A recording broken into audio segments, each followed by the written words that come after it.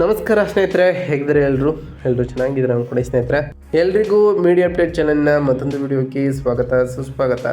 ಸ್ನೇಹಿತರೆ, 2026ರ ಈ ಒಂದು ವರ್ಷದಲ್ಲಿ ಫೆಬ್ರವರಿ 12ರ ನಂತರ ತುಲಾ ರಾಶಿಯವರ ಜೀವನದಲ್ಲಿ ಏನೆಲ್ಲ ಬದಲಾವಣೆಗಳನ್ನು ಕಾಣಲಿದ್ದೀರಿ. ಈ ಸಂಚಾರದಲ್ಲಿ ಉಂಟಾಗ್ತಿರುವಂತಹ ರಾಶಿ ಬದಲಾವಣೆಯು ನಿಮ್ಮ ಜೀವನದ ಮೇಲೆ ಅದೃಷ್ಟಗಳನ್ನು ತರಲಿದೆಯಾ, ಯಾವುದರಲ್ಲಿ ಶುಭವಾಗಿ ತರಲಿದೆಯಾ, ಹಾಗೆ ಇರುವಂತಹ ಸಮಸ್ಯೆಗಳಿಗೆ ಸರಳ ಪರಿಹಾರಗಳೇನು ಎಂಬುದನ್ನು ಕೂಡ ಇದೇ ವಿಡಿಯೋದಲ್ಲಿ ತಿಳಿಸ್ಕೊಡ್ತಾ ಹೋಗ್ತೇನೆ ಸ್ನೇಹಿತರೆ. ಅದರಿಂದ ವಿಡಿಯೋನ ಸ್ಕಿಪ್ ಮಾಡದೆ ಇಲ್ಲಿಂದ ಕೊನೆ ತನಕ ನೋಡ್ತಾ ಬನ್ನಿ. ಸ್ಕಿಪ್ ಮಾಡಿ ವಿಡಿಯೋ ನೋಡೋದ್ರಿಂದ ಅಷ್ಟು ಇನ್ಫಾರ್ಮೇಷನ್ ಅರ್ಥ ಆಗೋದಿಲ್ಲ ಸ್ನೇಹಿತರೆ. ಸೊ ಫಸ್ಟಿಂದ ಏನು ತನಕ ವಿಡಿಯೋನ ವಾಚ್ ಮಾಡಿ. ಹಾಗೆ ನಮ್ಮ ಈ ವಿಡಿಯೋ ಎಷ್ಟಾಗಿತ್ತು ಅಂದರೆ ವಿಡಿಯೋಕ್ಕೆ ಒಂದು ಲೈಕ್ ಮಾಡಿ. ಯಾರೇನೂ ನಮ್ಮ ಚಾನಲ್ನ ಸಬ್ಸ್ಕ್ರೈಬ್ ಮಾಡ್ಕೊಂಡಿಲ್ಲ ಅವರು ಈಗಲೇ ಸಬ್ಸ್ಕ್ರೈಬ್ ಮಾಡ್ಕೊಳ್ಳಿ ಸ್ನೇಹಿತರೆ. ಸಬ್ಸ್ಕ್ರೈಬ್ ಮಾಡ್ಕೊಂಡು ಪ್ರತಿನಿತ್ಯ ವಿಡಿಯೋನ ವಾಚ್ ಮಾಡ್ತಿರೋದಕ್ಕೆ ಥ್ಯಾಂಕ್ ಯು ಸೊ ಮಚ್ ಅಂತ ಹೇಳ್ತಾ, ನೀವು ತಡ ಮಾಡೋಬೇಡ ಸ್ನೇಹಿತರೆ. ಈ ತುಲಾ ರಾಶಿಯವರಿಗೆ ಈ ಫೆಬ್ರವರಿ 12ರ ನಂತರ ಏನೆಲ್ಲ ಅದೃಷ್ಟ ಒಲಿಯಲಿದೆ ಎಂಬುದನ್ನು ಒಂದೊಂದಾಗಿ ತಿಳ್ಕೊಳ್ತಾ ಬರೋಣ ಸ್ನೇಹಿತರೆ. ಈ ತುಲಾ ರಾಶಿಯವರಿಗೆ ಫೆಬ್ರವರಿ 12ರ ನಂತರ ನಿಮ್ಮ ಸೃಜನಶೀಲತೆಯ ಸ್ಫೋಟ ಮತ್ತು ದೈವಬಲ ಇರಲಿದೆ ಅಂತಲೇ ಹೇಳ್ಬೋದು. ಈ ತುಲಾ ರಾಶಿಯವರಿಗೆ ಫೆಬ್ರವರಿ 2026 ಸಂತೋಷ, ಸೃಜನಶೀಲತೆ ಮತ್ತು ಪೂರ್ವ ಪುಣ್ಯದ ಫಲಗಳನ್ನು ಉಣ್ಣುವಂತಹ ತಿಂಗಳು ಅಂತಲೇ ಹೇಳ್ಬೋದು.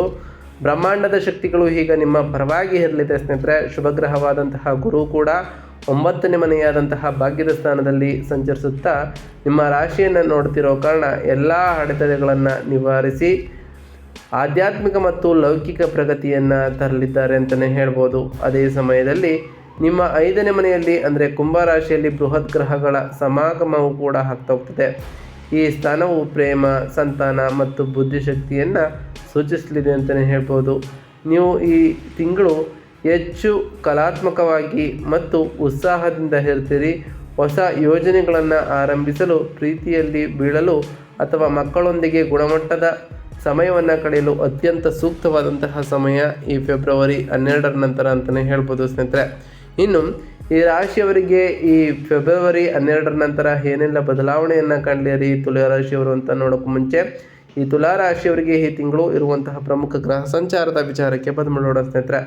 ಹೌದು ಸ್ನೇಹಿತರೆ, ಶನಿ ನಿಮ್ಮ ಯೋಗಕಾರಕನಾಗಿ ಇರುವುದರಿಂದ 6ನೇ ಮನೆಯ ಮೀನ ರಾಶಿಯಲ್ಲಿ ಸಾಕಷ್ಟು ಬದಲಾವಣೆಗಳನ್ನು ಕಾಣಲಿದ್ದೀರಿ ಅಂತಲೇ ಹೇಳ್ಬೋದು ಸ್ನೇಹಿತರೆ. ಇನ್ನು ಮಂಗಳ ಗ್ರಹದ ವಿಚಾರಕ್ಕೆ ಬರೋದಾದರೆ 4ನೇ ಮನೆಯ ನಂತರ 5ನೇ ಮನೆಗೆ ಮಂಗಳನು ಪ್ರವೇಶವನ್ನು ಮಾಡೋ ಕಾರಣ ಸ್ಥಿರ ಆಸ್ತಿ, ವ್ಯವಹಾರ, ನಂತರ ಪ್ರೇಮದಲ್ಲಿ ತೀವ್ರತೆಯು ಕೂಡ ಹೆಚ್ಚಾಗಲಿದೆ.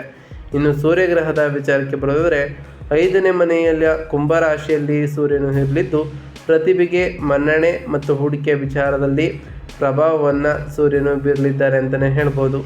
ಇನ್ನು ಈ ರಾಶಿಯವರ ಶುಕ್ರ ಗ್ರಹದ ವಿಚಾರಕ್ಕೆ ಬರೋದಾದರೆ 5ನೇ ಮನೆಯ ಕುಂಭರಾಶಿಯಲ್ಲಿ ಶುಕ್ರನು ಇರಲಿದ್ದು ಪ್ರೇಮ ಜೀವನ, ಕಲೆ ಮತ್ತು ಆಕಸ್ಮಿಕ ಲಾಭದ ಬಗ್ಗೆ ಸಾಕಷ್ಟು ಬದಲಾವಣೆಗಳನ್ನು ತರಲಿದ್ದಾರೆ ಅಂತಲೇ ಹೇಳ್ಬೋದು.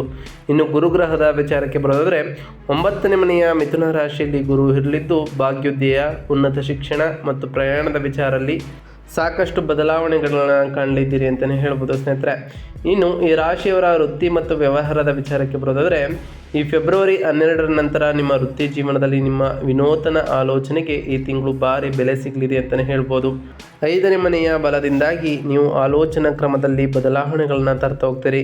ನೀವು ಮಾಧ್ಯಮ, ವಿನ್ಯಾಸ, ಮನೋರಂಜನೆ ಅಥವಾ ಶಿಕ್ಷಣ ಕ್ಷೇತ್ರದಲ್ಲಿ ಕೆಲಸವನ್ನು ಮಾಡ್ತಿದ್ರೆ ಇದು ಸುವರ್ಣಾವಕಾಶ ಅಂತಲೇ ಹೇಳ್ಬೋದು. ನಿಮ್ಮ ವಿಶಿಷ್ಟ ಪರಿಹಾರಗಳನ್ನು ಎಲ್ಲರೂ ಮೆಚ್ಚುತ್ತಾ ಹೋಗ್ತಾರೆ.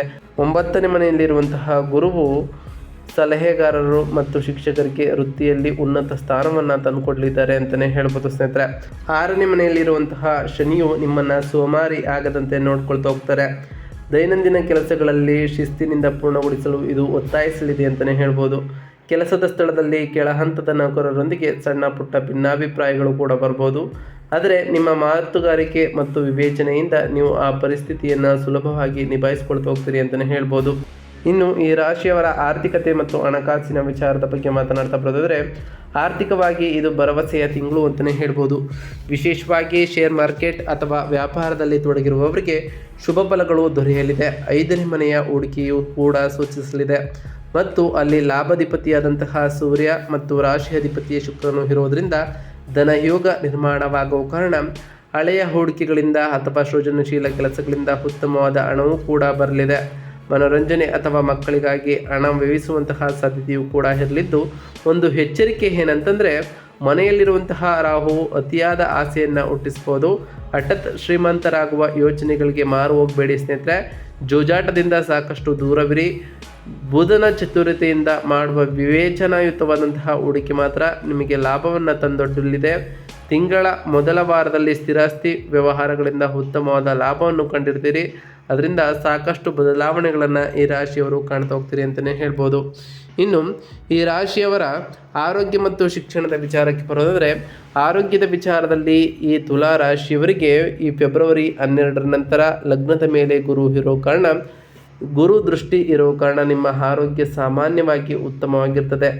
ನಿಮ್ಮ ರೋಗ ನಿರೋಧಕ ಶಕ್ತಿಯು ಕೂಡ ಹೆಚ್ಚಾಗಲಿದ್ದು ಮನಸ್ಸು ಸಕಾರಾತ್ಮಕವಾಗಿರಲಿದೆ. 6ನೇ ಮನೆಯಲ್ಲಿರುವಂತಹ ಶನಿಯು ಆರೋಗ್ಯದ ಬಗ್ಗೆ ಶಿಸ್ತನ್ನು ಕಾಪಾಡಲು ಸಹಾಯವನ್ನು ಮಾಡ್ತಾ ಬಂದರೆ, ಈ ಸಮಯದಲ್ಲಿ ನೀವು ಆರಂಭಿಸುವ ಹೊಸ ಆಹಾರ ಪದ್ಧತಿ ಅಥವಾ ವ್ಯಾಯಾಮವು ದೀರ್ಘಕಾಲದವರೆಗೆ ನಿಮಗೆ ಲಾಭವನ್ನು ಕೂಡ ನೀಡಲಿದೆ ಅಂತಲೇ ಹೇಳ್ಬೋದು. ಆದರೆ ಹೊಟ್ಟೆ ಮತ್ತು ಜೀರ್ಣಕ್ರಿಯೆಯ ಬಗ್ಗೆ ಸ್ವಲ್ಪ ಗಮನವನ್ನು ಹರಿಸಬೇಕು. 5ನೇ ಮನೆಯಲ್ಲಿ ಅತಿಯಾದ ಗ್ರಹಗಳ ಸಂಚಾರ ಇರೋ ಕಾರಣ ಅತಿಯಾದ ಮಸಾಲೆ ಅಥವಾ ಹೊರಗಿನ ಆಹಾರ ಸೇವನೆಯಿಂದ ಅಸಿಡಿಟಿ ಉಂಟಾಗಬಹುದು. ಗರ್ಭಿಣಿಯರು ತಿಂಗಳ ಕೊನೆಯ ವಾರದಲ್ಲಿ ಹೆಚ್ಚಿನ ಜಾಗರೂಕತೆಯನ್ನು ವಹಿಸಬೇಕು ಮತ್ತು ಅನಗತ್ಯವಾದಂತಹ ಪ್ರಯಾಣ ಅಥವಾ ಒತ್ತಡವನ್ನು ತಪ್ಪಿಸಬೇಕು ಅಂತಲೇ ಹೇಳ್ಬೋದು ಸ್ನೇಹಿತರೆ. ಇನ್ನು ಈ ರಾಶಿಯವರ ಕುಟುಂಬ ಮತ್ತು ಸಂಬಂಧಗಳ ವಿಚಾರಕ್ಕೆ ಬರೋದಾದರೆ, ಕೌಟುಂಬಿಕ ಜೀವನದಲ್ಲಿ ಈ ಫೆಬ್ರವರಿ 12ರ ನಂತರ ಸಾಕಷ್ಟು ಬದಲಾವಣೆಗಳನ್ನು ಕಂಡಿದ್ದೀರಿ ಅಂತಲೇ ಹೇಳ್ಬೋದು.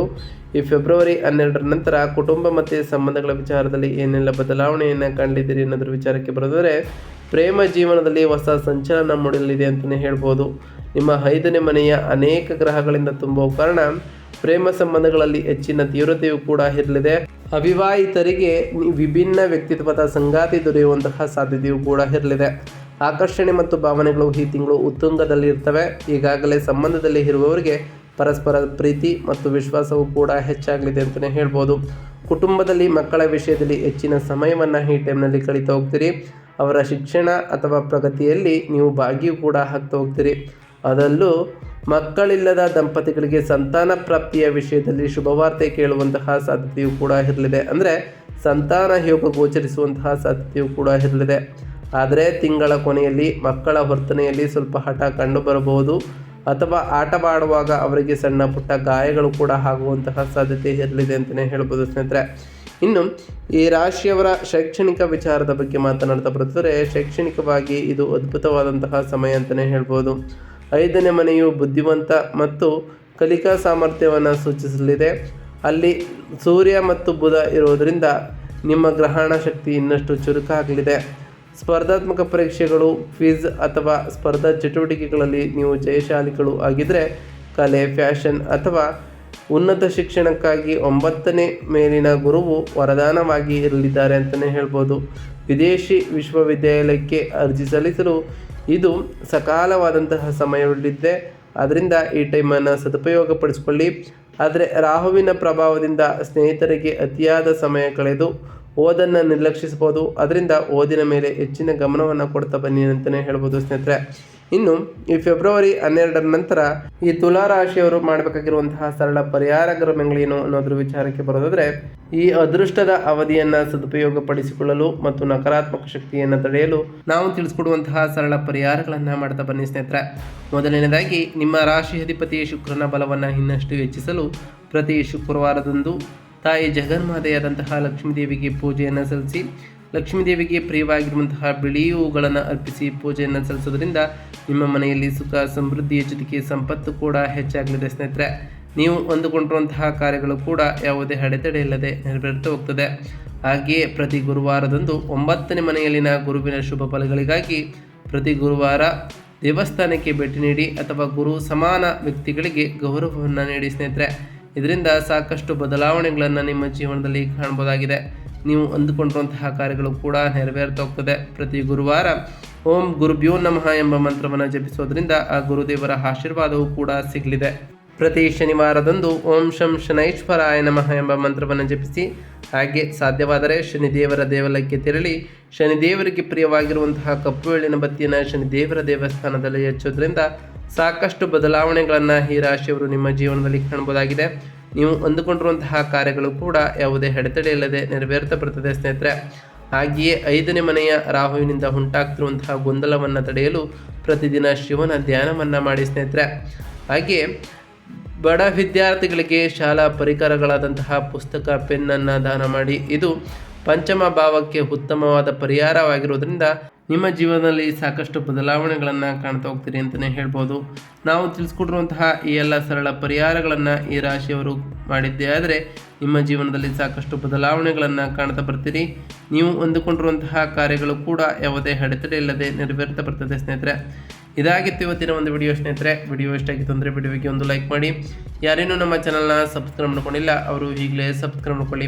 ಸಬ್ಸ್ಕ್ರೈಬ್ ಮಾಡಿಕೊಂಡು ಪ್ರತಿನಿತ್ಯ ವಿಡಿಯೋನ ವಾಚ್ ಮಾಡ್ತಿರೋರಿಗೆ ಥ್ಯಾಂಕ್ ಯು ಸೊ ಮಚ್ ಅಂತ ಹೇಳ್ತಾ, ಹಾಗೆ ಕಮೆಂಟ್ನಲ್ಲಿ ಓಂ ಶನೈಶ್ವರಾಯ ನಮಃ, ಓಂ ಗುರುಭ್ಯೋ ನಮಃ, ಓಂ ಅಂಗರಾಯಕಾಯ ನಮಃ, ಓಂ ಲಕ್ಷ್ಮೀನಾರಾಯಣಾಯ ನಮಃ ಎಂದು ಕಮೆಂಟ್ ಮಾಡಿ ಸ್ನೇಹಿತರೆ. ಆ ಶನಿದೇವರು, ಮಂಗಳದೇವ, ಗುರುದೇವ, ಲಕ್ಷ್ಮೀನಾರಾಯಣ ನಿಮಗೆ ಆಯುಷ್ಯ, ಆರೋಗ್ಯ, ಸಮೃದ್ಧಿಗಳನ್ನು ಕೊಟ್ಟು ಕಾಪಾಡಲಿ.